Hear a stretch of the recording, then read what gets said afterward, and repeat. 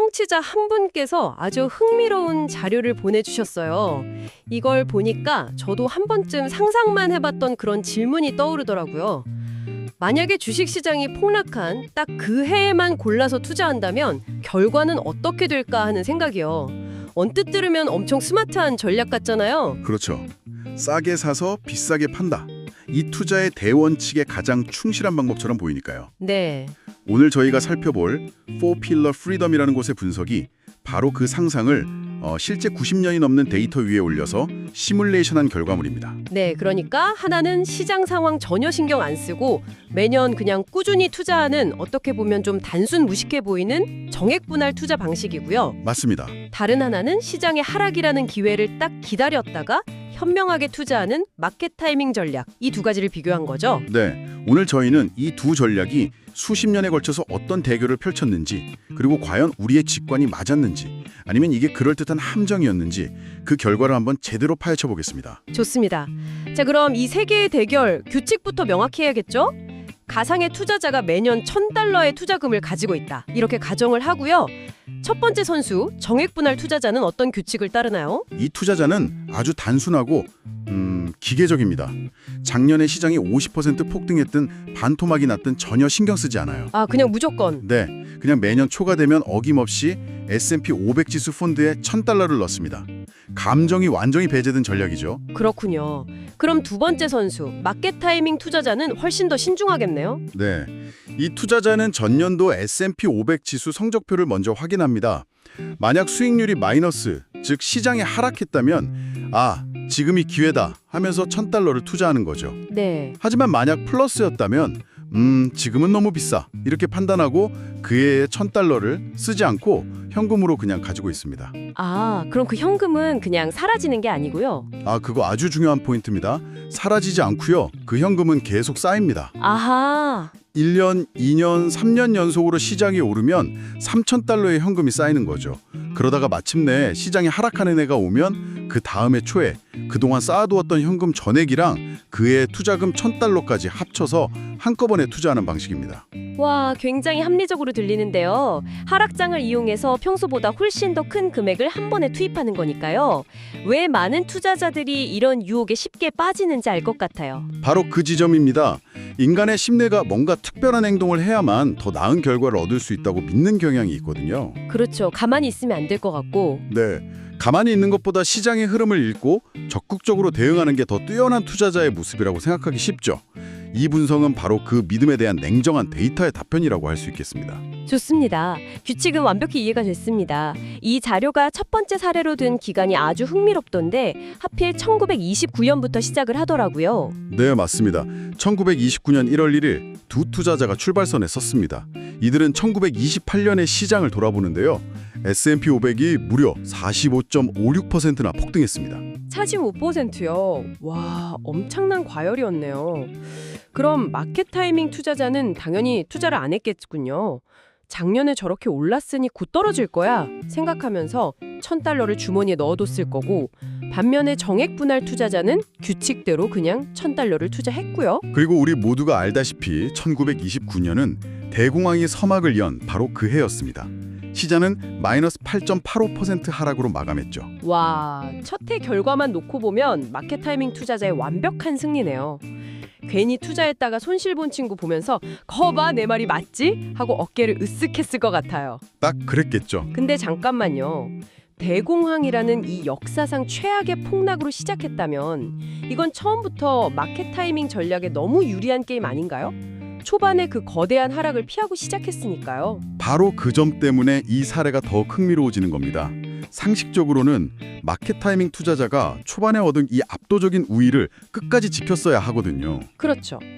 1930년이 되자 마켓 타이밍 투자자는 전년도에 아껴둔 $1,000랑 새 투자금 $1,000를 합친 $2,000를 폭락한 시장에 투입했죠. 정액분할 투자자는 여전히 $1,000만 넣었고요. 이 과정을 40년간 1968년까지 반복했습니다. 시작부터 어마어마한 어드밴티지를 안고 출발한 경기였는데 과연 40년 뒤 최종 결과는 어떻게 됐을까요? 40년 후에 두 사람의 계좌를 딱 열어봤더니 결과는 이렇습니다. 꾸준히 묵묵히 투자했던 정액분할 투자자의 자산은 $36만 9,719. 네. 반면에 그 대공황을 현명하게 피했던 마켓 타이밍 투자자의 자산은 35만 5,554달러가 되었습니다. 믿기지가 않네요. 결국 꾸준함이 이겼군요. 그 최악의 폭락을 피하고 시작했는데도 말이죠. 자료의 그래프를 보니까 더 놀라운 점이 있던데요. 처음 20년 넘게는 정말 엎치락 뒤치락, 승자를 알 수 없는 접전이 펼쳐지더라고요. 네, 맞습니다. 단기적으로는 마켓 타이밍이 더 나아 보이는 구간들이 분명히 존재합니다. 시장이 크게 하락했을 때 더 많은 돈을 넣는 전략이 효과를 발휘하는 그런 순간들이죠. 네네. 하지만 23년 차를 기점으로 정액 분할 투자가 서서히 격차를 벌리기 시작합니다. 이건 아주 중요한 사실을 시사하는데요. 시장에 머물러 있는 시간, 즉 복리가 쌓이는 시간의 힘이 결국에는 한두 번의 타이밍을 맞추는 것보다 더 강력해진다는 의미입니다. 알겠습니다. 적어도 대공황이라는 이 특수한 상황에서 시작한 한판의 대결에서는 정액 분할 투자가 이겼군요. 근데 이게 일반적인 결과라고 할 수 있을까요? 이 40년이 유독 특별했던 건 아닐까요? 당연히 그런 의문이 들 수 있죠. 그래서 이 분석의 진짜 가치는 바로 그 다음 단계에 있습니다. 연구진은 1929년부터 시작하는 40년, 1930년부터 시작하는 40년, 1931년부터 시작하는 40년, 이런 식으로 가능한 모든 40년짜리 기간을 전부 시뮬레이션했습니다. 총 51개의 다른 시합을 벌인 셈이죠. 51번에 40년짜리 경주를 시킨 거군요. 와, 이 정도면 거의 예외를 찾기 힘들겠는데요? 전체 결과는 어땠습니까? 통계는 훨씬 더 명확한 그림을 보여줍니다. 총 51번의 대결 중에서 34번은 정액 분할 투자가 마켓 타이밍 전략을 이겼습니다. 34번이요? 네. 승률로 따지면 한 67% 정도 되는 거죠. 34승 17패. 꽤 의미 있는 우위네요. 그리고 평균적으로 정액 분할 투자의 최종 자산이 마켓 타이밍보다 2.5% 더 많았습니다. 근데 이 2.5%라는 숫자 자체보다 그 차이가 어떻게 만들어졌는지를 보는 게 더 중요합니다. 아, 그렇죠. 그 2.5%는 수십 년간 하락을 기다리느라 놓쳐버린 수많은 상승장의 기회비용이 쌓이고 쌓여서 만들어진 뭐랄까 후회의 무게라고 볼 수 있죠. 후회의 무게라니 와닿는 표현입니다. 그런데 제가 자료에서 가장 충격적으로 본 건 마지막 통계였어요. 네, 아마 같은 부분을 보신 것 같네요. 가장 최근의 40년 기간, 그러니까 시뮬레이션 후반부에 해당하는 17번의 기간에서는 단 한 번의 예외도 없이 정액 분할 투자가 승리했습니다. 17번 전부요? 네, 17전 전승, 100% 승률이었죠. 와, 이건 통계적 우연을 넘어서는 결과 같은데요. 왜 초반에는 마켓 타이밍이 이기는 경우도 꽤 있었는데 현대로 올수록 이렇게 압도적인 결과가 나오는 걸까요?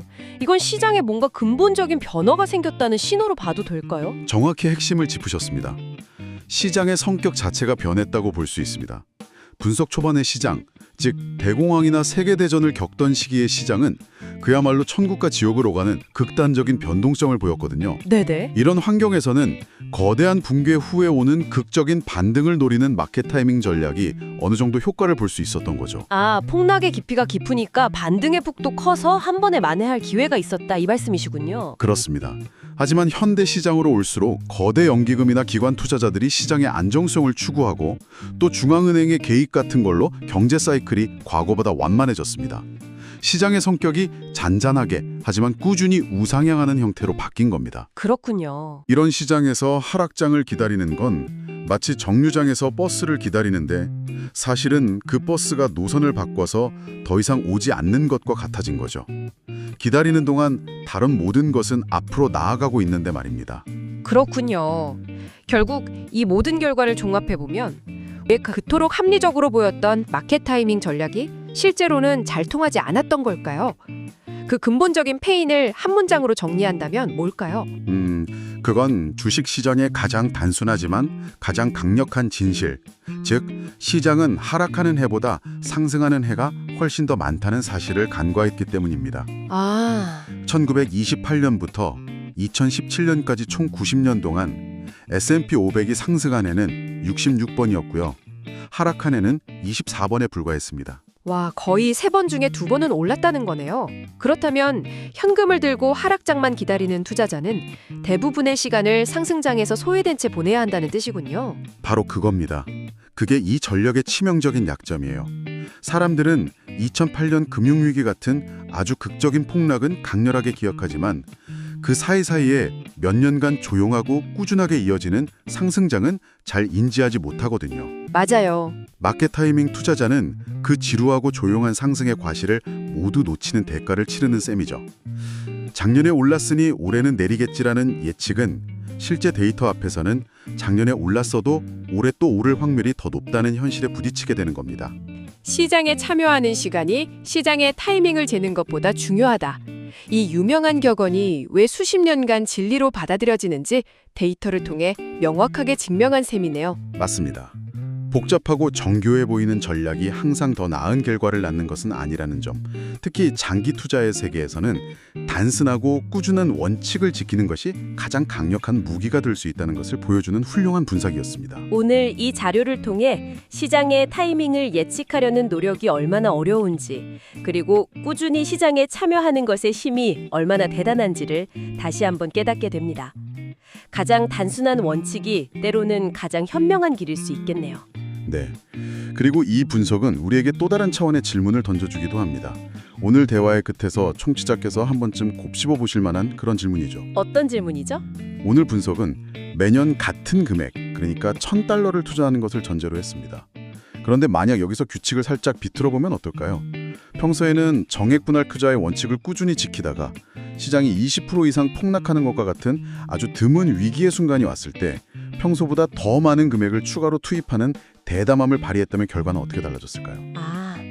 꾸준함이라는 기본 원칙 위에 위기를 기회로 삼는 대담함이라는 변수를 더하는 거군요. 그렇습니다.